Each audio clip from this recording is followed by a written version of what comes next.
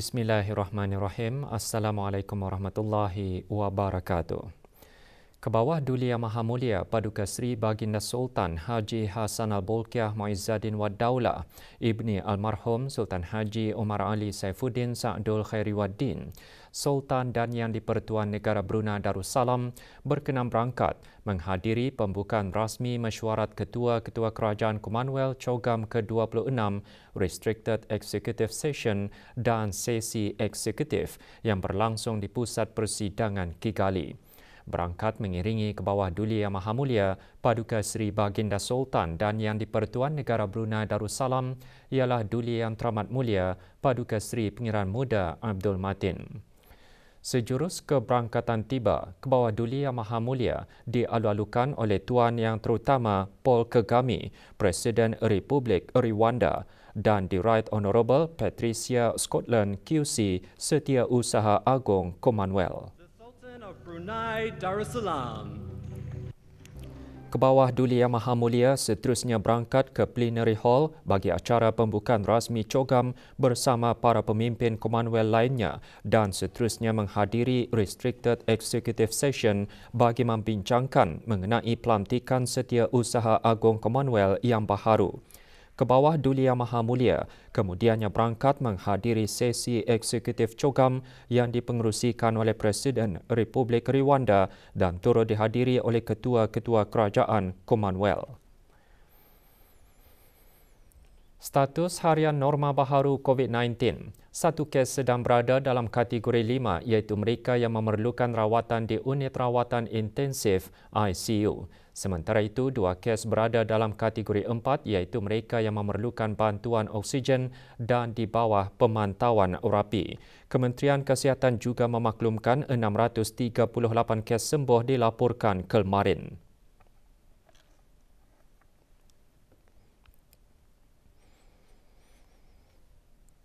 Manakala jumlah keseluruhan pemberian 2 dos vaksin COVID-19 bagi kanak-kanak berumur 5 hingga 11 tahun ialah 72.9% dan liputan bagi rakyat dan penduduk negara ini yang telah mendapatkan 3 dos vaksin adalah 72.6%,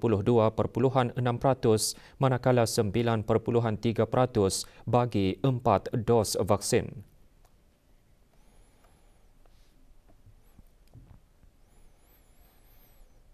Minggu Tindakan Iklim sempena persidangan dan pameran pertengahan tahun Brunei MYCE 2022 diteruskan dengan 2 tematik yang antaranya membincangkan infrastruktur berdaya tahan iklim dan tanaman berdaya tahan iklim. Acara berlangsung di Pusat Persidangan Antarabangsa Brakas. Hadir Yang Berhormat Datuk Seri Paduka Dr. Awang Haji Abdul Manaf bin Haji Metusin, Menteri Sumber-Sumber Utama dan Pelancongan. Pembentangan sesi pagi menyentuh tentang bagaimana membangunkan infrastruktur yang sesuai dan berdaya tahan terhadap perubahan iklim. Dengan kesan perubahan iklim yang semakin meningkat, kebanyakan negara telah bersedia untuk menghadapi sebarang kesan perubahan iklim yang akan berlaku. Kepentingan mempunyai infrastruktur yang kurang terdedah kepada kesan perubahan iklim turut ditekankan semasa bengkel program pembangunan pertubuhan bangsa-bangsa bersatu pada awal bulan Mei.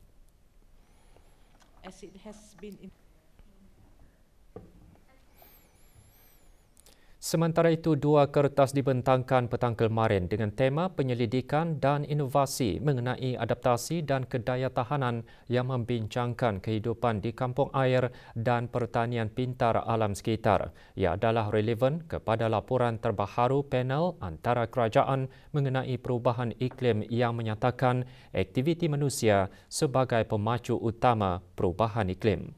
Hadir Dr. Dayang Nur Imtihan binti Haji Abdul Razak, Setiausaha Tetap Perancangan Guna Tanah dan Alam Sekitar di Kementerian Pembangunan selaku pengerusi bersama Jawatan Kuasa Kerja Minggu Tindakan Iklim, dan Awang Haji Amir Hishamuddin bin Pihin Orang Kaya Amar Pahlawan, Datuk Seri Setia Awang Haji Zakaria, Setiausaha Tetap Infrastruktur, Perumahan dan Profesional di Kementerian Pembangunan. Antara yang disentuh semasa pembentangan keadaan kumpulan penduduk berpendapatan rendah di kampung air yang terdedah kepada angin kencang dan risiko banjir akibat paras air laut yang meningkat serta mengenai kepentingan dalam menggunakan sumber secara optimal termasuk pertanian tidak bertanah.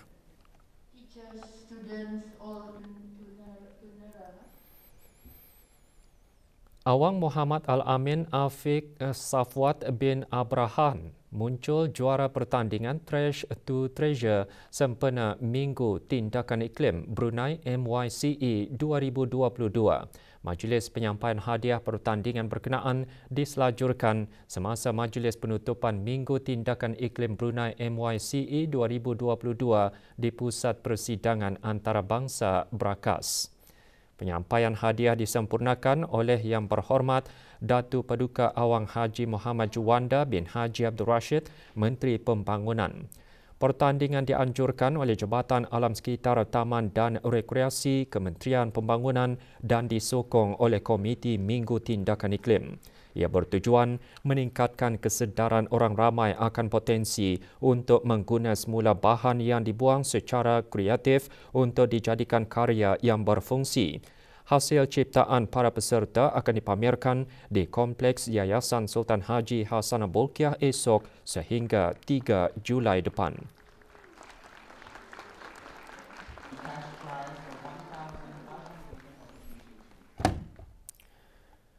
Mesyuarat Majlis Perhimpunan Antara Parlimen ASEAN mengenai bahaya dadah AIPA CODD berperanan penting dalam memerangi dadah berbahaya melalui Parlimen-Parlimen Negara AIPA sebagai penyelaras untuk bertukar maklumat, dasar dan penguatkuasaan undang-undang di rantau ASEAN. Jabatan Majlis-Majlis Mesyuarat menyertai mesyuarat AIPA CODD kali kelima yang dihoskan oleh Perhimpunan Kebangsaan Kerajaan Kemboja secara maya. Mewakili negara selaku pemerhati mesyuarat yang dimuliakan Pihin Orang Kaya Pekermanjaya Datu Paduka Awang Haji Judin bin Haji Asar, Setiausaha Majlis Mesyuarat Menteri-Menteri Kabinet dan Jurutulis Majlis-Majlis Mesyuarat. Mesyuarat kali ini juga membincangkan mengenai isu menangani cabaran-cabaran ke arah komuniti ASEAN bebas dengan matlamat agar AIPA dapat menggunakan mekanisme inovatif dan alat-alat yang lebih berkesan untuk merealisasikan visi ASEAN. Mesyuarat disertai oleh 10 buah negara ahli AIPA termasuk negara Brunei Darussalam.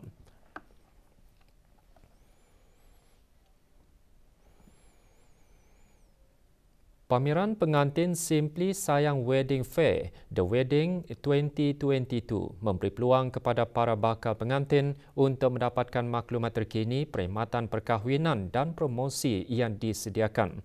Pameran diadakan di Dewan Serambi Suluh, Tarindak di Seni di Ibu Negara. Perasmiannya disempurnakan oleh Dr. Siti Nurhalbi binti Haji Wasal Felah, pemangku Setiausaha Tetap Kemasyarakatan dan Kebudayaan Kementerian Kebudayaan Belia dan Sukan. Dianjurkan oleh Simply Sayang Event Management, pameran berlangsung sehingga 26 Jun 2022 dari pukul 10 pagi hingga 10 malam.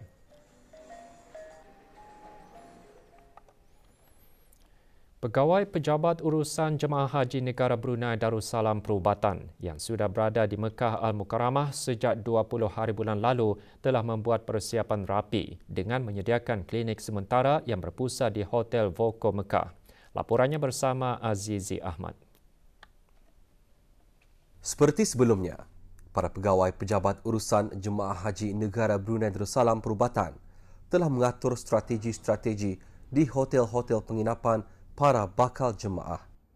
Ini termasuk dalam menyediakan beberapa buah bilik pengasingan, klinik pemeriksaan serta pemeriksaan akut. Ada sedikit kelainan pada tahun ini disebabkan area di mana jemaah kita tinggal atau hotel-hotelnya agak jauh sedikit. Disebabkan itu kami ada second base untuk medical team di Le Meridian Hotel. Di sana timnya nanti akan membuat visiting clinic di hotel-hotel yang berdekatan. Tim nombor 2 atau tim nombor 1 akan berada di Boko Hotel. Bagi para jemaah untuk sentiasa menjaga kesihatan dan kebersihan diri, mencuci tangan sebelum makan dan minum, dan juga menghindarkan dari terlalu lama expose pada panas terik matahari kerana di sini pun seperti jemaah haji dah maklum sama panasnya macam di Madinah. Dapatkan rehat yang secukupnya, terutama bila sudah hampir waktu masyair nanti. Para pegawai pejabat urusan Jemaah Haji Negara Brunei Darussalam Perubatan juga telah berkunjung ke Pusat Kesihatan Al-Bayat Mekah untuk mengambil peralatan perubatan yang telah dipenentukuran. Rombongan diketuai oleh Dr. Haji Muhammad Nur Hasanuddin bin Abdullah Kelali, Ketua Pejabat Urusan Jemaah Haji Negara Brunei Darussalam Perubatan. Dari Mekah Al-Mukarramah, Aziz Ahmad melaporkan untuk Berita RTB.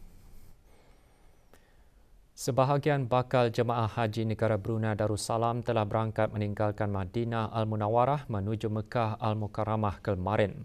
Dalam pada itu, taklimat kesihatan telah diadakan bagi bakal jemaah haji yang mengikuti pakej Al-Hijrah Travel and Tours Sendirian Berhad. Taklimat disampaikan oleh Dr. Haja Izzatul Akmal binti Pihin Datu Haji Abdullah, Pegawai Urusan Jemaah Haji Perubatan. Taklimat antara lain adalah untuk mempersiapkan jemaah dari segi penjagaan kesihatan apabila berada di Kota Suci Mekah nanti. Taklimat berlangsung di Hotel Frantaibah, Madinah Al-Munawarah.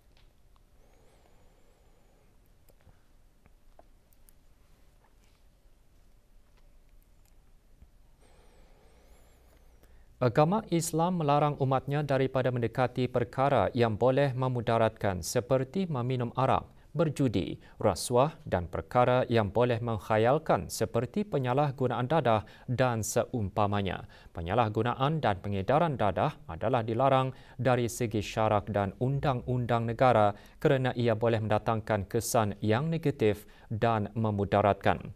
Khutbah Jumaat bertajuk Cegah Bersama Negara Bahagia juga menekankan penyalahgunaan dan pengedaran dadah boleh menghancurkan rumah tangga, memusnahkan kesejahteraan hidup bermasyarakat dan membebankan negara. Oleh itu, dalam menguatkuasakan undang-undang berkenaan jenayah dadah di negara ini, sokongan semua lapisan masyarakat adalah diperlukan untuk membantu Biro Kawalan Narkotik.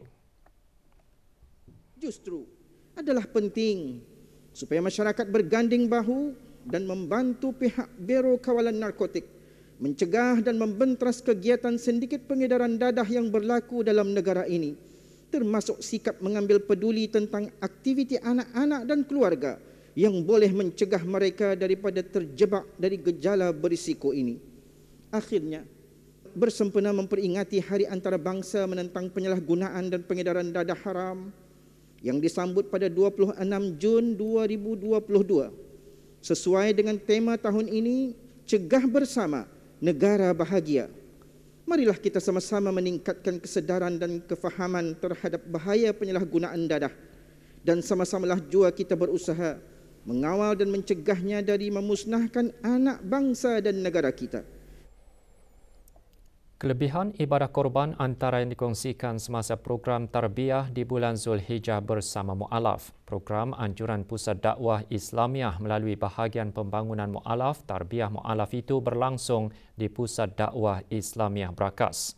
Hadir Awang Abdul Aziz bin Haji Abdul Kahar, penolong pengarah Pusat Dakwah Islamiah. Program dihadiri oleh para peserta kelas bimbingan Mu'alaf Daerah Brunei dan Muara. Tazkirah bertajuk Kelebihan Ibadah Korban disampaikan oleh Awang Haji Muhammad Nazir bin Haji Osman, Pegawai Perkembangan Ugama Pusat Dakwah Islamiah.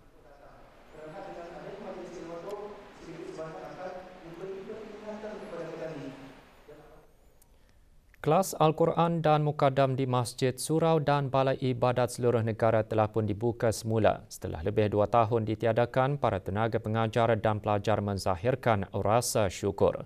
Walaupun teruja dengan pembukaan semula kelas-kelas berkenaan, prosedur operasi standard SOP yang telah digariskan oleh Kementerian Kesihatan dan Kementerian Hal Ehwal Ugama tetap dipatuhi sebagai langkah pengawalan penularan jangkitan wabak COVID-19.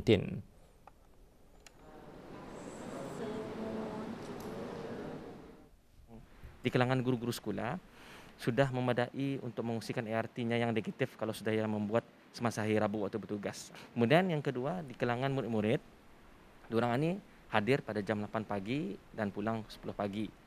Sama juga diwajibkan memakai sungkup muka, ada gurunya akan membuat pemeriksaan suhu badan dan diorang pun akan mengungsikan ART itu melalui grup WhatsApp.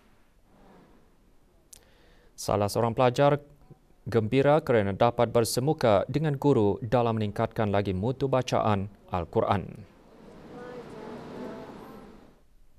Belajar di rumah, kalau Indah di sekolah kan ajarkan. Pagi-pagi sendirilah di kelas kan baca Al-Quran sama-sama kawan. Kalau di rumah kadangnya sendirilah lepas sembahyang kan. Kaji selidik pembangunan wanita di negara Brunei Darussalam akan dijalankan dengan kerjasama Center for Strategic and Policy Study CSPS bermula hari ini sehingga 31 Julai 2022. Dikendalikan di keempat-empat daerah yang akan dikendalikan secara temubual bersemuka dan secara rawak bersama responden wanita yang berumur 15 tahun ke atas. Antara objektif kaji selidik untuk mengumpulkan maklumat terkini mengenai data nasional dan mengenal pasti jurang dengan data antarabangsa, mengenal pasti cabaran semasa dan lazim serta peluang wanita di negara Brunei Darussalam dan untuk memajukan pembangunan wanita dan menyokong pembangunan pelan tindakan kebangsaan terhadap wanita di bawah jawatan kuasa khas institusi keluarga, wanita dan kanak-kanak. Temu bual itu nanti juga akan melibatkan responden lelaki daripada isi rumah yang terpilih. Maklumat yang diperoleh akan dirahsiakan dan hanya akan digunakan untuk keperluan dalaman.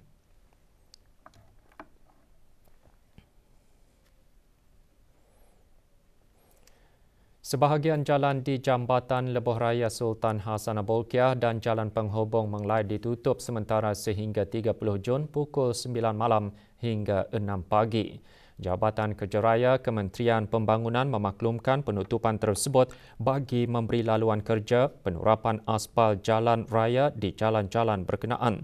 Sehubungan itu, para pengguna jalan raya dinasihatkan agar sentiasa berhati-hati apabila melalui kawasan berkenaan di samping mematuhi papan tanda lalu lintas dan mematuhi had laju yang dibenarkan.